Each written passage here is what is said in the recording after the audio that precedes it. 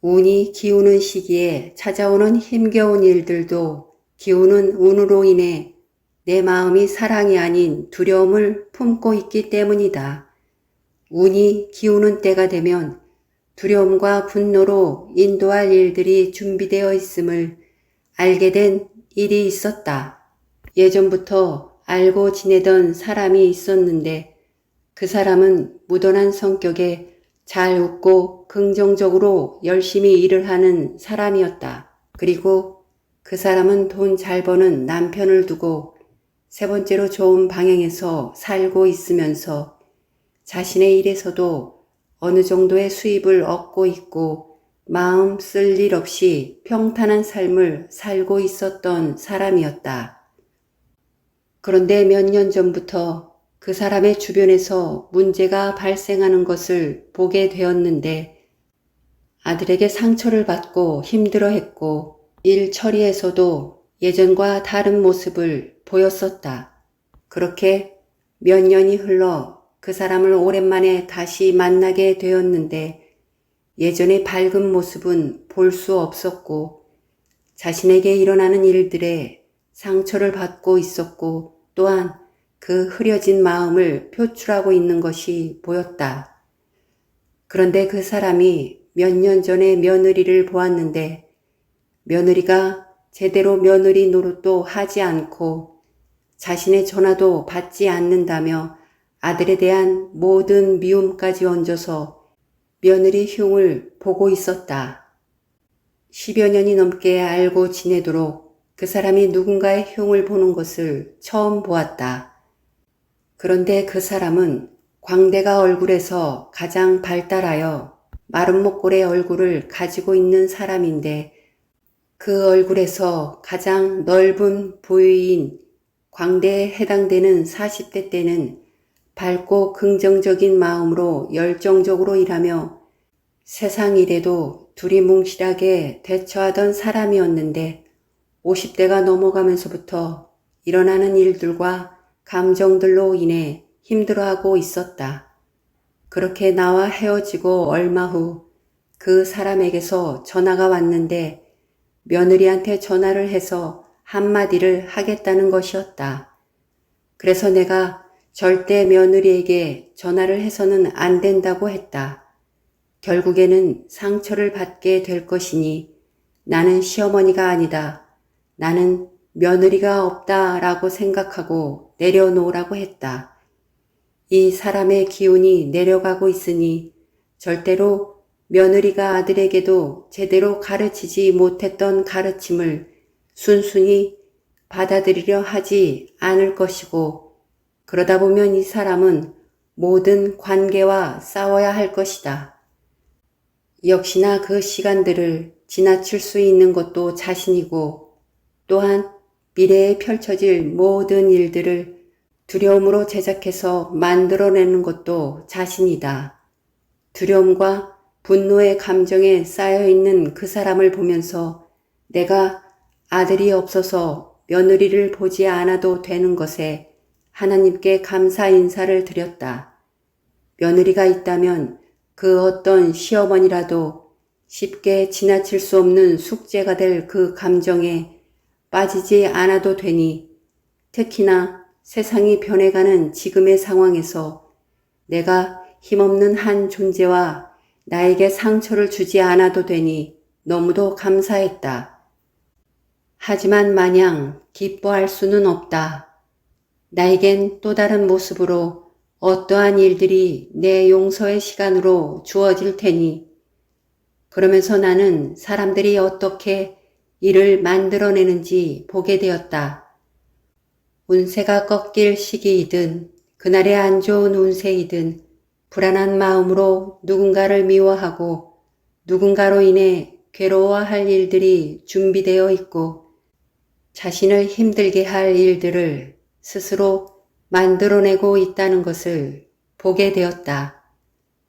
나 또한 어느 날 문득 전자기장의 조종이든 어떠한 이유든 흔치 않게 누군가를 찾았을 때 그 존재가 내 뜻을 받아주지 않으면 마음의 상처를 받고는 했는데 그때 누군가를 찾았을 때 내 마음 안에 허한 마음과 함께 불안한 마음이 있었다는 것을 알게 되었다.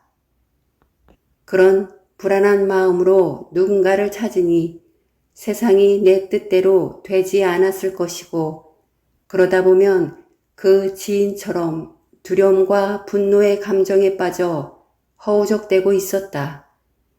그리고 내 나이 30대 후반쯤에 큰 혼란의 시간을 지나고 있었는데, 그때가 관상학적으로 내 얼굴에서 운이 기우는 때였다. 그때 나는 내 안에 두려움과 분노를 품고 세상 모든 사람들에게 흐린 마음을 표출하고 있었다. 기우는 시간 속에 갇혀 아무것도 볼 수 없는 두려움과 상처받은 상실감을 거친 분노로 그려내며 나에게 힘든 시간들을 스스로 만들어내고 있는 것이다. 역시나 그 사람은 얼마 지나지 않아 자신의 불안한 마음과 분노의 감정을 풀려고 며느리에게 따끔한 일침을 가할 전화를 하기 위해 수십 번 갈등과 함께 전쟁을 치를 것이다. 그 시간이 자신에게 주어진 용서의 시간인 줄도 모르고 그곳에서 빠져나오는 방법은 용서와 사랑뿐인데, 그러나 그 사랑의 시간 또한 그 경험이 다 되어야 얻을 수 있을 듯 싶다. 이렇듯 두려움이 만들어낸 시나리오는 결국에는 자신이 쓴 것이기도 하지만, 우리가 경험해야 할 두려움과 분노의 시간이 운이 기우는 시간 안에 준비되어 있음을 알 수 있는 시간이었다. 이렇듯 우리가 어쩔 수 없이 정해진 운명의 시간 속에서 이끌려 다닐 수밖에 없는 존재일 수도 있지만, 최소한 우리가 우리 마음을 살필 수 있는 여유가 있다면 조금 더 두려움과 분노의 마음을 사랑의 마음으로 바꾸는 노력을 해볼 수 있을 것 같다.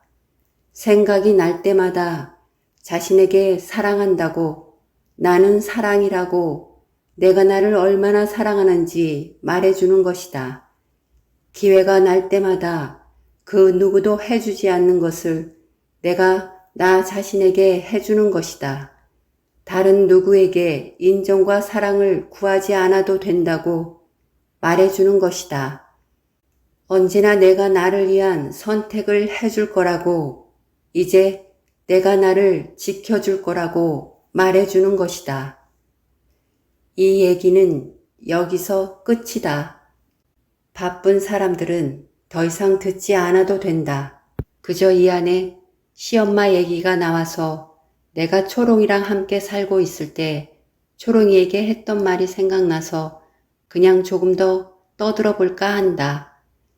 몇 년 전까지 초롱이와 함께 살고 있을 때 나는 초롱이와 공원에 자주 나가고는 했는데, 초롱이가 나무에 날아 올라가 앉아 있으면 가끔씩 작은 종달새나 직박구리가 초롱이가 있는 나무로 날아와서 예쁜 초롱이를 신기해하며 바라보고는 했다. 그런 모습을 보면서 초롱이가 밖에서 만난 참새나 직박구리와 눈이 맞아 같이 살겠다고 집으로 데려오면 난 어떻게 할까 하는 생각을 가끔씩 하고는 했었다. 그러면서 초롱이에게 이렇게 말해주고는 했다. 초롱아, 밖에서 볼품없는 참새나 그 덩치만 큰 직박구리 같은 애들 만나서 집으로 데려오면 엄마는 절대로 받아주지 않을 거야. 엄마 눈에 흙이 들어가기 전에는 절대로 허락할 수 없으니 아무나 데려오면 안 돼? 라는 말을 하면서 이렇게 시엄마가 되어가는구나 하는 생각을 가끔씩 하고는 했었다. 그리고는 아마 나도 며느리가 있었다면 분명히 시엄마 노릇을 아주 열심히는 아니더라도 안 하는 척하면서 했을 거라는 생각을 혼자 하고는 했다. 그리고 초롱이에게 달라붙은 그것들을 떼어버릴 때 아몬드 한 봉지면 충분할까 하는 생각과 함께 이런 어리숙한 행동들을 하지 않아도 돼서 너무도 다행이라는 생각을 하기도 했다.